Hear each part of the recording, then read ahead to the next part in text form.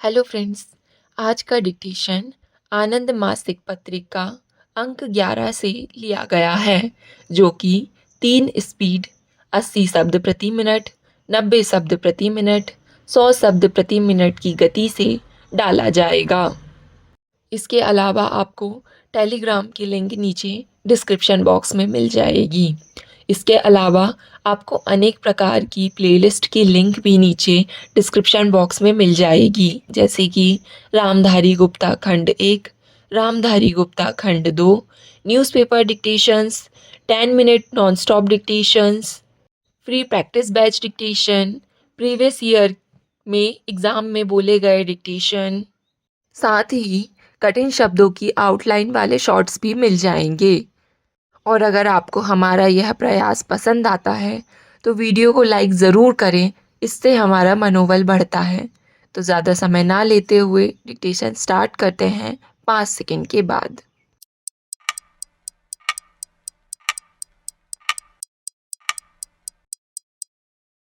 Start.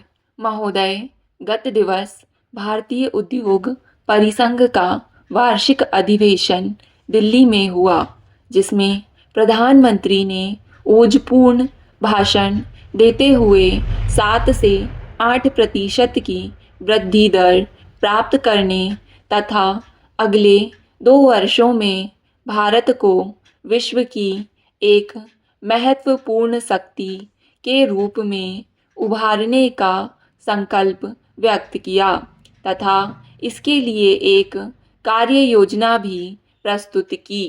उन्होंने उद्योग व्यापार के नियमन के सभी कानूनों की समीक्षा करने के लिए आयोग का गठन करने, पुराने उपयोगिता खो चुके कानूनों को समाप्त करने, विदेशी मुद्रा कानून की जगह नया कानून लाने, विदेशी निवेश प्रोत्साहन बोर्ड के अधिकार बढ़ाने, कंपनी कानून का कायाकल्प करने, राष्ट्रीय आवास तथा राष्ट्रीय नीति सूचना आदि बनाने की घोषणा की।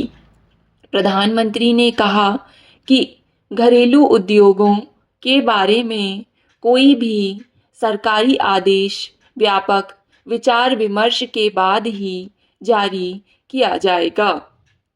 देश के आधारभूत ढांचे के विकास को देखते हुए 100 करोड़ रुपए से अधिक लागत की बिजली, सड़क, पुल, बांध आदि परियोजनाओं पर प्रधानमंत्री कार्यालय सीधे निगरानी रखेगा। सरकार इस बात को सुनिश्चित करेगी कि किसी भी स्वदेशी या विदेशी पूंजी निवेश के प्रस्ताव का निश्चित अवधि के अंदर उत्तर दिया जाए। प्रधानमंत्री कार्यालय ऐसी सभी परियोजनाओं की मासिक प्रगति रिपोर्ट पर नज़र रखेगा और यह प्रयास किया जाएगा कि वे अपनी निर्धारित अवधि के भीतर पूरी हों। सरकार ढांचागत विकास में निवेश को और अधिक बढ़ाएगी। निजी क्षेत्र के निवास को पहले से कहीं अधिक महत्व मिलेगा। सरकार विभिन्न आर्थिक संसाधनों को निवेश में लगाने के लिए शीघ्र ही विभिन्न योजनाएं शुरू करेगी। यहाँ श्री वाजपेयी ने उद्योग व्यापार को बढ़ाने के लिए अधिवेशन में यह घोषणाएं की। वहीं उन्होंने कहा कि अभी तक हमारी सरकारें उद्योग व्यापार को समझने में विफल रही हैं। वहीं उद्योग व्यापार भी सरकार को समझने में विफल रहा है। उद्योग व्यापार क्षेत्र को सरकार से शिकायत है कि सरकारी निर्णयों में बहुत विलंब होता है तथा कानूनी प्रक्रिया इतनी जटिल होती है कि वे उन्हें अपना कामकाज संभालने की बजाय इसी से निपटने में अधिकांश समय व संसाधन खर्च करने पड़ते हैं। सरकार उद्योग व्यापार क्षेत्र से लेती ज़्यादा है लेकिन देती बहुत कम है। अर्थव्यवस्था के उन क्षेत्रों में भी सरकारी हस्तक्षेप होता है जहां उसकी कोई शिकायत नहीं है। उधर सरकार को उद्योग व्यापार क्षेत्र से यह शिकायत है कि वह अपने सामाजिक दायित्व का पालन नहीं करता। इसका अपना कामकाज उस तरह पारदर्शी नहीं है जैसा कि यह सरकार से स्वयं अपेक्षा करता है। शेयरधारियों, वित्त संस्थाओं, श्रमिकों तथा उपभोक्ताओं के प्रति स्वयं को उत्तरदायी नहीं समझता है। भारतीय उद्योगपति प्रतिस्पर्धा तो चाहते हैं, लेकिन अपने उद्योग की बजाय दूसरे उद्योगों में। आम आदमी को भी उद्योगों तथा सरकार से शिकायतें हैं कि सरकार और उद्योग व्यापार के शीर्षस्थ लोगों में साठगांठ है। देश में दो कानून चलते हैं, एक आम आदमी के लिए और दूसरा सरकारी व उद्योग व्यापार क्षेत्र के बड़े लोगों के लिए।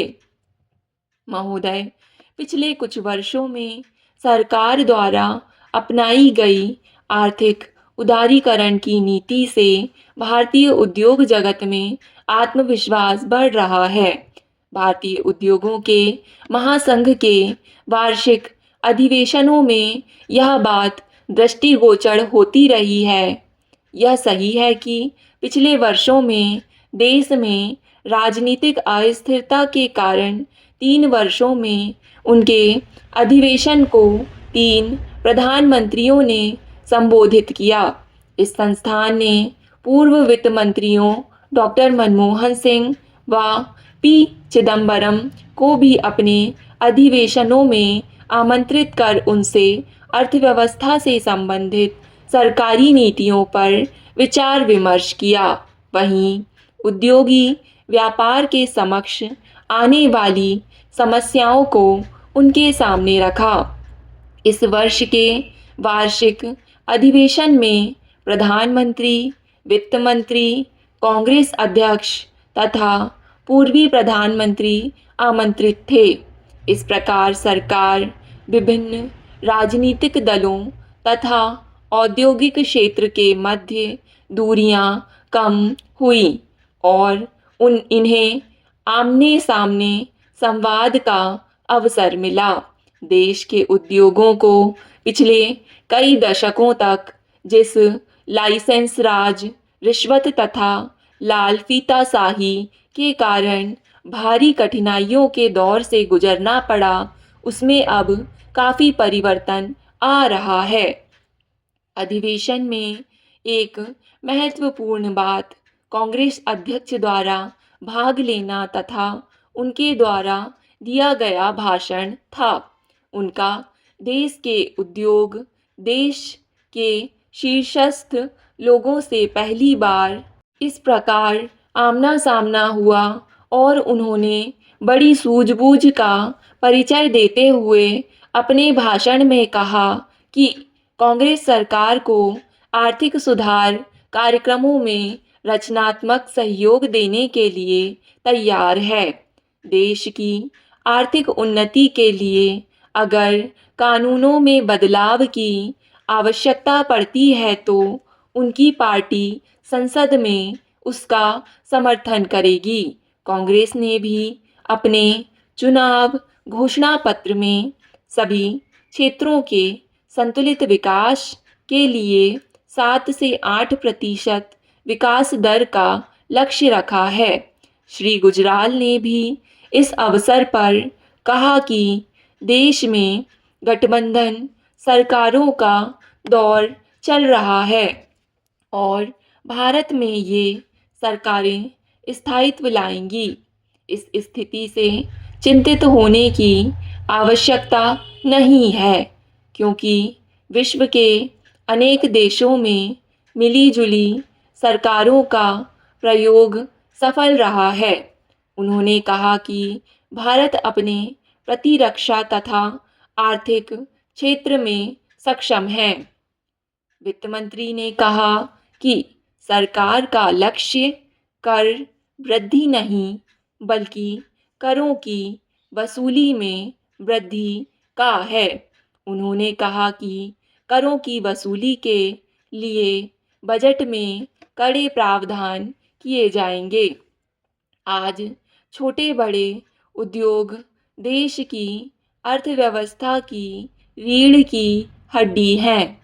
यह जितने बढ़ेंगे उतना ही देश का आर्थिक विकास होगा।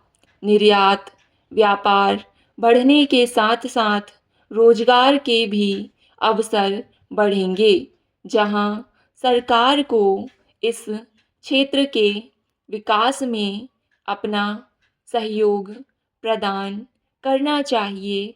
वहीं उद्योगों को भी चाहिए कि वे अपना विस्तार करें, अपने उत्पादनों व सेवाओं की गुणवत्ता बढ़ाएं तथा समाज के प्रति अपनी जिम्मेदारी का गंभीरता से पालन करें। अब आगे देश का नक्शा उद्योग व्यापार के विकास से ही बदलना है। स्टॉप।